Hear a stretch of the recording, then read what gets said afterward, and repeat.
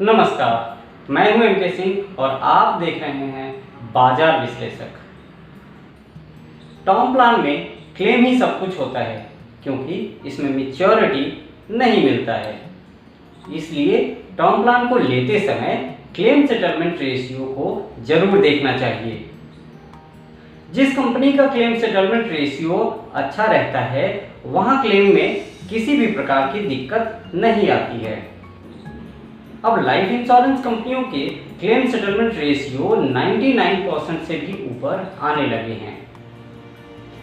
ये insurance industry के लिए एक हेल्दी साइन है।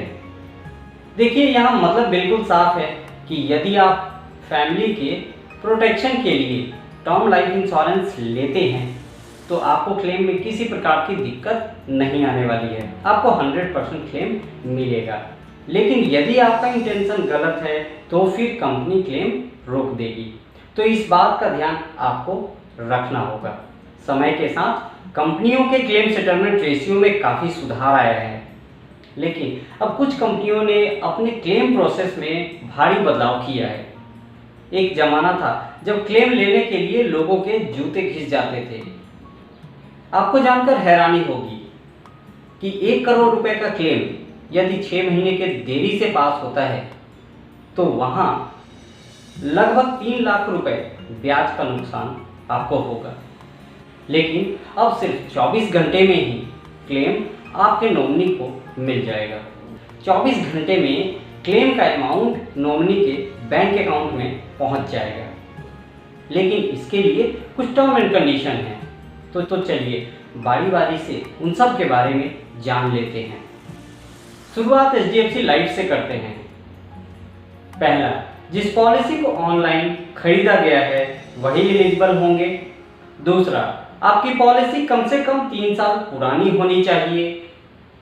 3 साल के भीतर यदि आपकी पॉलिसी लैप्स हो गई थी और आपने उसको रिवाइव किया है तो आप इसके लिए एलिजिबल नहीं होंगे। यानी आपकी पॉलिसी 3 साल पुरानी होनी चाहिए और आपने लगातार प्रीमियम पे किया हो, समय पर प्रीमियम पे किया हो तो आप इसके लिए एलिजिबल होंगे।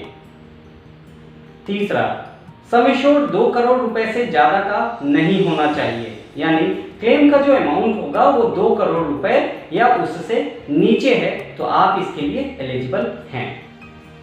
चौथा कंडीशन, क्लेम में किसी भी प्रकार के फील्ड वेरिफिकेशन की रिक्वायरमेंट नहीं आनी चाहिए। यानी जिस क्लेम में फील्ड वेरिफिकेशन की रिक्वायरमेंट है वहां पर 24 घंटे के अंदर क्लेम नहीं मिलेगा।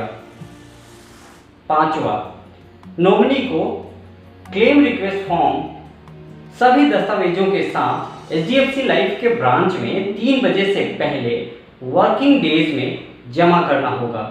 वर्किंग डेज का मतलब यहाँ मंडे टू फ्राइडे है। सैटरडे संडे काउंट नहीं किया जाएगा। चलिए अब जान लेते हैं ICICI लाइफ इंश्योरेंस के टर्म एंड कंडीशन के बारे में। ICICI में भी सभी टर्म एंड कंडीशन लगभग सेम है।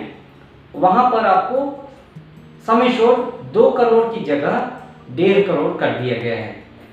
दूसरे टर्म एंड कंडीशन सेम है, जैसे कि आपकी पॉलिसी कम से कम 3 साल पुरानी होनी चाहिए, किसी भी प्रकार की फील्ड वेरिफिकेशन की रिक्वायरमेंट नहीं होनी चाहिए।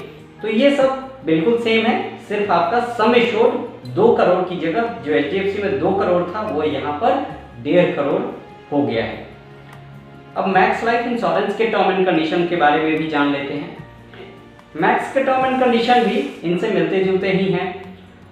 मैक्स लाइफ में भी जो पॉलिसी है आपकी कम से कम 3 साल पुरानी होनी चाहिए, किसी भी टाइप का फील्ड वेरिफिकेशन की रिक्वायरमेंट नहीं होनी चाहिए आपके क्लेम में, और जो प्रीमियम आपने पे किया होगा वो लगातार पे किया होगा, टाइम से पे किया होगा, तभी आप एलिजिबल हो पाएंगे। सम एश्योर्ड यहाँ पर घटा करके 1 करोड़ तक का कर दिया गया है। यानी मैक्स लाइफ में 1 करोड़ रुपए तक के क्लेम को ही 24 घंटे में पास किया जाएगा। 1 करोड़ से ऊपर का अगर कोई क्लेम है तो उसके लिए फिर जो नॉर्मल हैट है उसको फॉलो किया जाएगा। तो यहाँ हमने 3 कंपनियों के बारे में जाना, 3 कंपनियों के टर्म एंड कंडीशन के बारे में भी मैंने बताया। तो तीनों में एक बात तो बहुत कॉमन से निकल के आई है कि आपका अर्ली क्लेम 24 घंटे में पास नहीं होगा। अर्ली क्लेम का मतलब हो गया कि जो क्लेम 3 साल के भीतर भीतर आ गया है, यानी पॉलिसी लेने के 3 साल के भीतर भीतर जो क्लेम आ जाता है हम उसे अर्ली क्लेम कहते हैं। तो अर्ली क्लेम में इन्वेस्टिगेशन बहुत ज़्यादा की जाती है, जांच पड़ताल बहुत होती है कि कहीं पॉलिसी लेने वाले ने फ्रॉड करने की कोशिश तो नहीं की है। तो यदि आपकी पॉलिसी 3 साल या उससे ज़्यादा पुरानी है तो आप ये मान के चलें कि 24 घंटे के भीतर भीतर आपको क्लेम मिल सकता है, यदि फील्ड वेरिफिकेशन की रिक्वायरमेंट नहीं आई तो।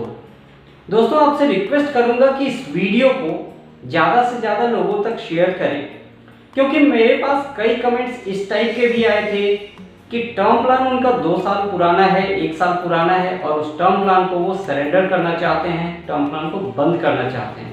मुझे समझ में नहीं आया कि वो एक टर्म प्लान से एग्जिट करके दूसरे में क्यों जाना चाहते हैं, क्योंकि मैं अपने कई वीडियो में आपको बता चुका हूँ कि टर्म प्लान जितना पुराना होता है क्लेम मिलने के चांसेस उतने ज़्यादा होते हैं। यानी अगर किसी का टर्म प्लान 10 साल पुराना है तो मानकर चलिए कि 100% उसको क्लेम मिलेगा ही मिलेगा। किसी का 2 साल पुराना है तो वो अर्ली क्लेम के दायरे में फंस जाएगा।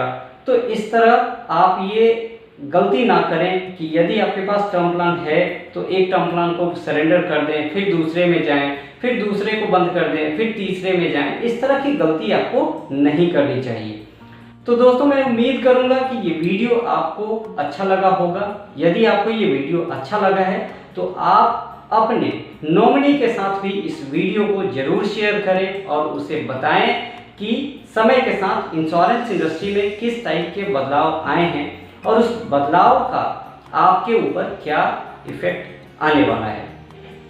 यदि आप मेरे चैनल पर पहली बार वीडियो देख रहे हैं तो इसे सब्सक्राइब कीजिए और साथ ही साथ बेल आइकन को भी प्रेस कर दीजिएगा ताकि नेक्स्ट टाइम से आपको नोटिफिकेशन टाइम टू टाइम मिलता रहे। तो आज के लिए बस इतना ही। आपसे फिर मुलाकात होगी एक नए वीडियो में। तब तक के लिए नमस्कार।